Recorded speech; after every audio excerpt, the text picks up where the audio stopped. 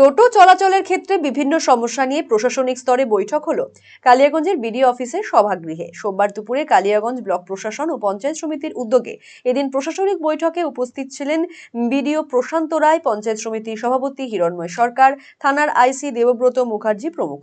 পাশাপাশি বৈঠকে হাজির ছিলেন বিভিন্ন টোটো সংগঠনের প্রতিনিধিরাও। উল্লেখ্য, রায়গঞ্জে টোটো চলাচল নিয়ে রায়গঞ্জ পুরসভা কিছু বিধিনিষেধ আরোপ করেছে। এতে রায়গঞ্জে টোটো নিয়ে এলে সমস্যায় পড়ছে কালিয়াগঞ্জ ব্লকের টোটো চালকরা। সমস্যা সমাধানের লক্ষ্যেই আজকে বৈঠকে বসেন প্রশাসনের আধিকারিকরা।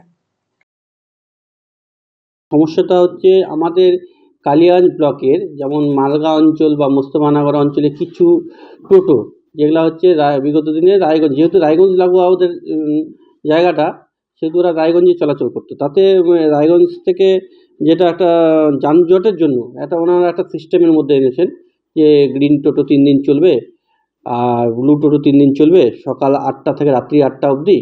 আর উনি শনিবার দিন মনে হয় ফ্রি আছে, ব্লু এবং গ্রিন সবই চলতে পারবে, এবং হচ্ছে রাত্রি 8টা থেকে সকাল 8টা অবধি যে করে চলতে হবে। এটা একটা ফর্মেটে ওরা করেছেন। তার মধ্যে আমরা যতটা শুনতে পারছি যে অঞ্চলগতভাবে অঞ্চল থেকে বা পৌরসভা থেকে একটা রেজিস্ট্রেশন করেছেন। সেটা নিয়ে আমাদের এখানকার টোটো মালিকরা যারা ছিলেন, যারা রায়গঞ্জে চলেন, তারা প্রধানদের আসে বারবার বলতো যে প্রধানদের একটা কাগজ দেওয়ার জন্য ওরা রায়গঞ্জে চলতে পারছে না। তো আমাদের জাস্ট একটা সাময়িক আলোচনা হলো, খালি আমাদের কালিয়াগঞ্জ ব্লক নিয়ে আলোচনা করতে হবে না। আমরা লাস্টে সিদ্ধান্ত নিলাম যে এটা সাব ডিভিশন লেভেলে, মানে এসডিও সাহেবকে নিয়ে আমরা রায়গঞ্জ মিউনিসিপ্যালিটির চেয়ারম্যানরা থাকবেন, কালিয়াগঞ্জে মিউনিসিপ্যাল চেয়ারম্যান থাকবেন, এবং কালিয়াগঞ্জ আমিও যে থাকবো, জেলা পরিষদের মেম্বাররা থাকবেন, হেমতাবাদ, ইটাহার, কালিয়াগঞ্জ, রায়গঞ্জ মিলে আমরা লেভেলে একটা আলোচনা করব এর সুরাহাটা কীভাবে সমাধান হয়।